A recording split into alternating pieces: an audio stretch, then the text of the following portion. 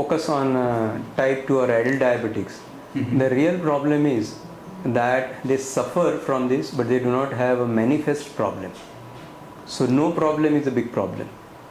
And second thing, almost everyone is overweight.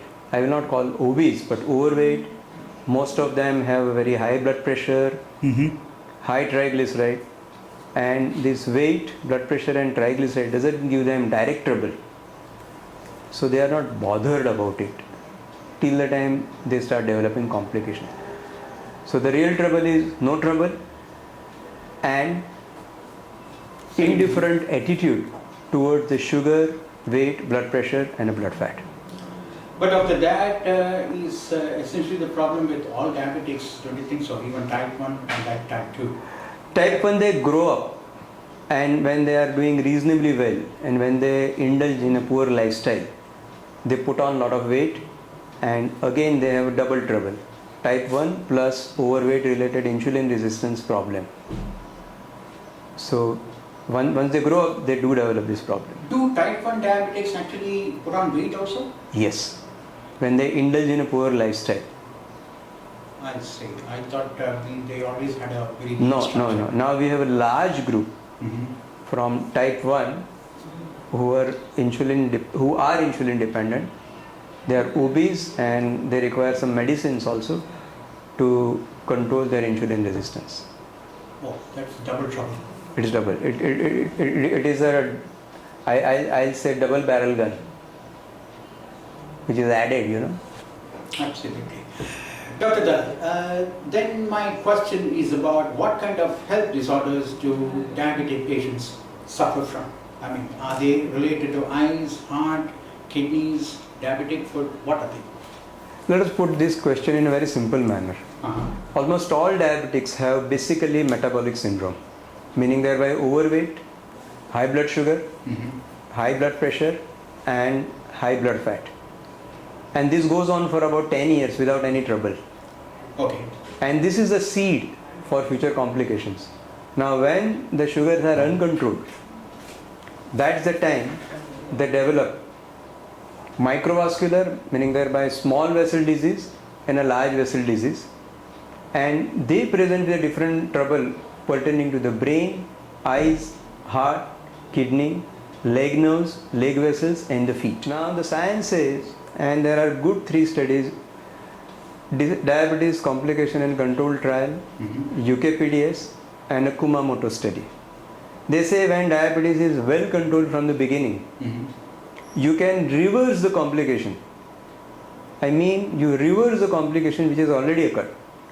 But if you allow it to go uncontrolled, you do develop different type of complications. Now in type 1, microvascular complications are more common, meaning thereby eyes, kidneys and the nerves.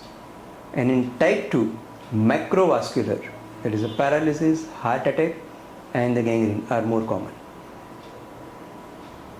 This is a common. Now in type 2, when they are uncontrolled for a long time and mainly the contribution of the blood pressure and lipids, they do develop end-stage renal disease in type 2. Okay.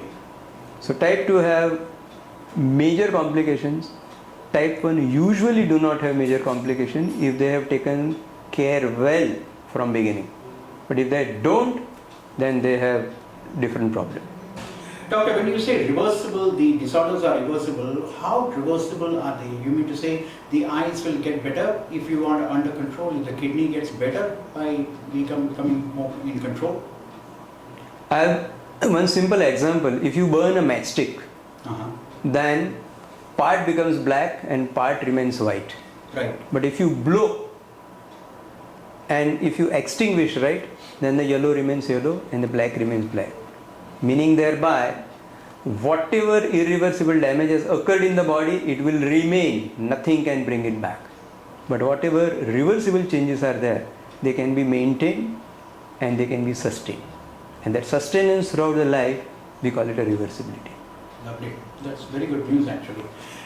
Okay, now doctor, when it comes to diabetic foot, doctors, many of them complain that dermatologists only look at reports and the basic, the features of the patient, but they never look for the foot, and that's where the trouble begins.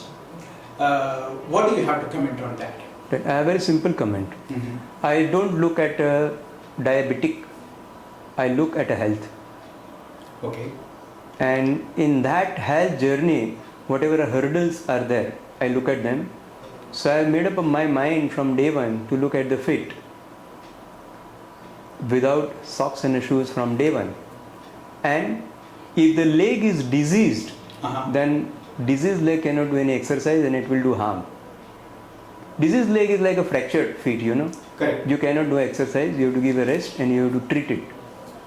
So it is not a question of a diabetologist or it is not a question of a food specialist. It is a looking at, once you have healthy feet, use it wholeheartedly for exercise and control the diabetes.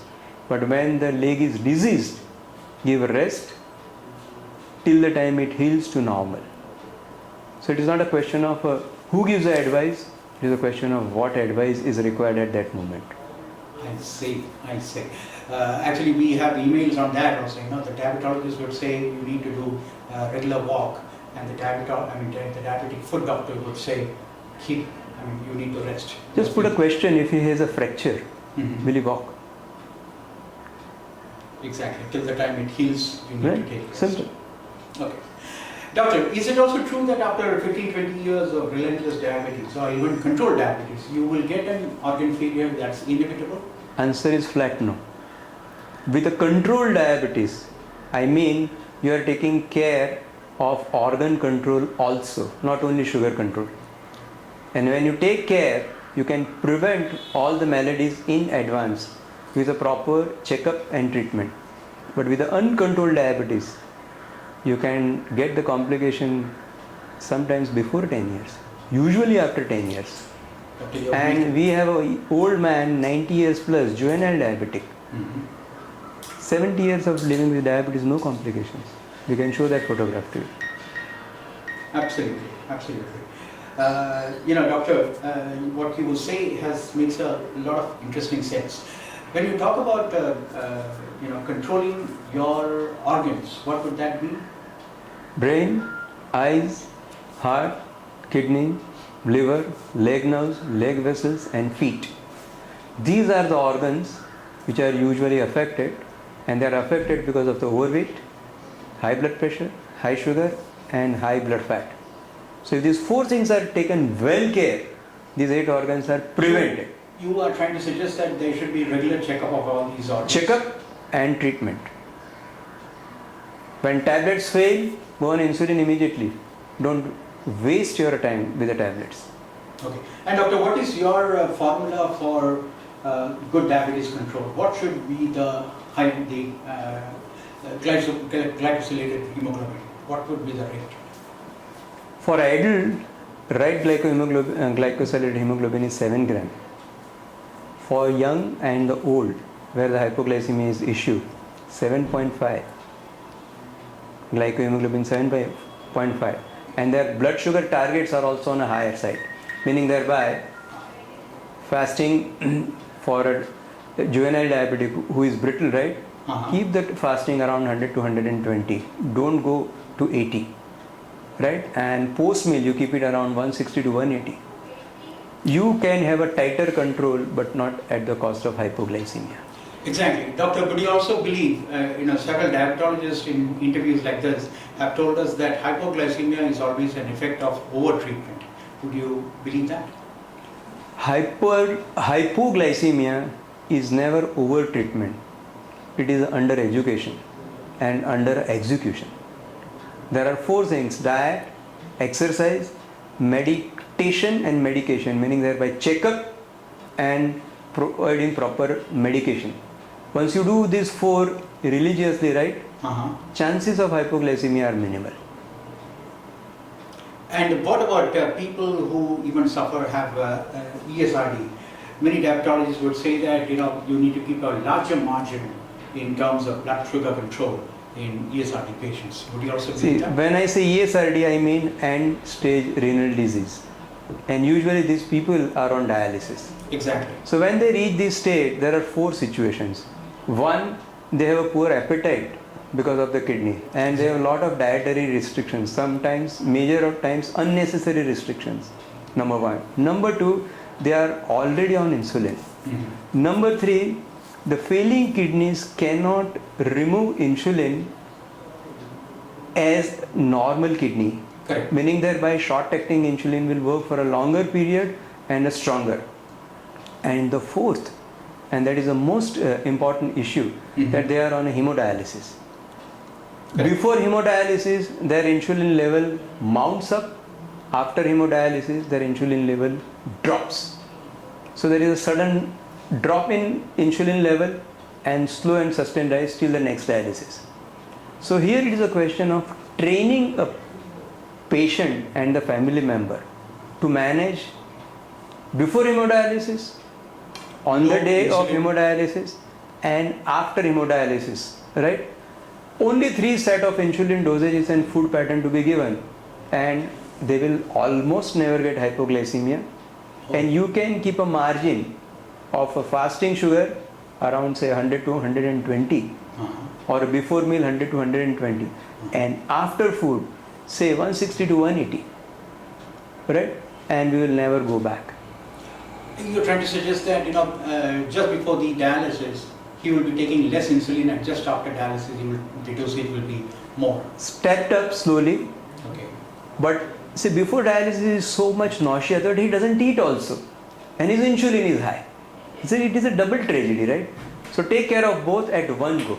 See, there is an interesting email that we have received, and that's what I wanted to ask you. ESRD patients, as well as people who have amputated foot problems, amputated feet due to gangrene, they usually get cardiac problems.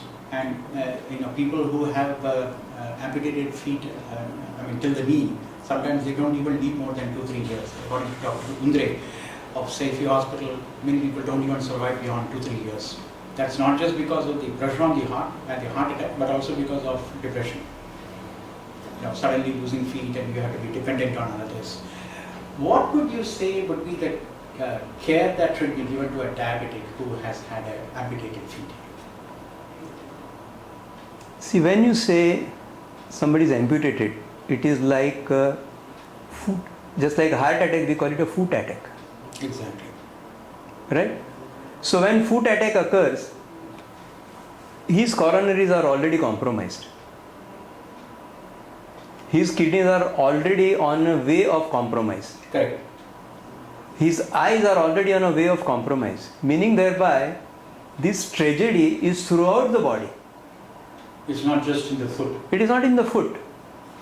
So now when one foot is amputated, a lot of load comes on other foot for which he is not used to, and that load is shared by the heart. So unless and until proper footwear is given, proper activity is given, and proper heart, the heart will suffer the malady. And what is the best management? Even in this situation, the best management is the best management of diabetes, overweight, blood pressure, and blood fat. These 4 basic management will remain throughout, and then rehabilitation of that person. That's very important. Otherwise, he will put full attention on feet and he will neglect the heart. That will not work out, because for other foot to work, he will require a good pumping, which is compromised. So he is to have some restriction in terms of rehabilitation. Can you also tell us about what kind of changes in government policies can actually help the Indian epidemic of diabetes? Now, diabetes is almost common in every family that we meet. Every family has a diabetic. Now, what do you think as a diabetologist when you're practicing, you're meeting hundreds of patients or rather thousands of patients these days? Where do you feel every day that if this policy had changed, so much of trouble could be saved for the diabetes? What kind of policy changes would you expect, both from state, municipality as well as in government? I think diabetes is a tsunami. And when tsunami occurs, right, even government suffers. Many government officers are diabetics. Many of our leaders are diabetic, right? Absolutely. But they are absolutely quiet on it, right? So what government can do, I do not know. But if government can put a focus from school level regarding the dietary habits and exercise and giving a prime importance to diet and exercise in reality. Then second thing comes on a diagnostic and therapeutic. All the taxes on a diagnostic tools and a therapeutic tools, right? If they are curbed, right, then the right use will go to the right people. And the third thing is in a policy that diabetics should not be separated from the mainstream. They are human being with diabetes and they are not somebody tagged with a diabetic as a label. चोरी हुई है वहाँ जितने लोग हैं वो चोर नहीं है. चोरी का कुछ इलाज होना चाहिए. चोर लेबल मार के कुछ नहीं होने वाला है. Okay. Okay, doctor. What about the new taxes that has been levied in UK on sugar beverages? Do you think that's a good idea? Just like cigarettes and alcohol have extra taxes, why not taxes on sugar beverages? According to me, there are 5 poisons, or they are like kerosene against the white petrol. Fried things, oily things, sweet meat, all snack, that is farsan, all the maida preparation, that is the bakery, and the cola drinks. They are the worst than anything. And there should be heavy levy on all these food items, and all the simple food articles, right, should be subsidized. Heavy tax on these 5 kerosene-like food items, and subsidy on amrut, meaning thereby simple atta, vegetables, green leafy vegetables, fruits. They should be available plenty at a cheaper rate. That is the easiest way out. The easiest way of dealing with diabetes. Right. No, not diabetes, dealing with health in general. Okay. Doctor, why do kidney transplant patients get diabetes after the transplant? Is it because of the immunosuppressant drugs or because of the steroids, or what is the actual cause for that? Do you have such patients who are... We have many patients, right? Basically immunosuppressants and corticosteroids, because they work as anti-insulin hormones. Oh, okay. That's the basic reason. And many of the kidney transplant patients themselves are diabetic.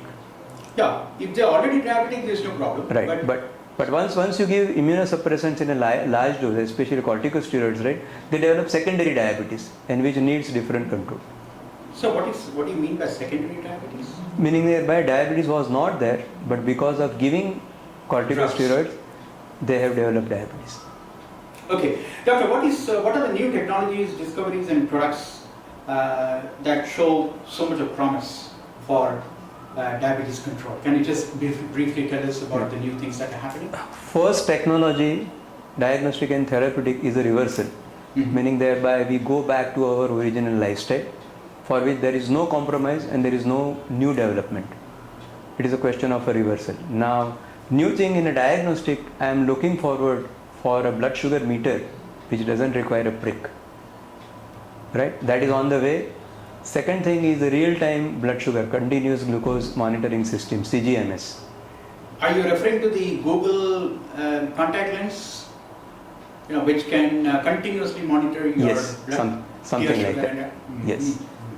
Because if you know, you can do something, right? So CGMS, that is continuous glucose monitoring system in a real life, right? So that is attached with a pump, that is also available. Correct. Now new medications are there, right? And the very important thing is a stem cell transplant. Till today, there is not a single patient with a stem cell transplant in a type 1 diabetic in India. Right. So for a type 1, but for a type 2, there are a couple of anecdotal cases which we hear, but we have not read in our journals, official. Actually, we have interviewed Dr. Mahajan from Rabale, who is an expert he runs a hospital called Stemlex.